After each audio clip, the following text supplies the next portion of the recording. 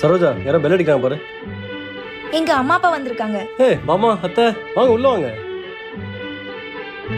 மாப்பிள்ள எப்படி இருக்கீங்க? கொஞ்சம் வேலையா இருக்கேன், முடிச்சுட்டு வந்துடுறேன். எங்க ஆ நான் ஒரு வாரம் அம்மா வீட்டில் தங்கிட்டு வரட்டா?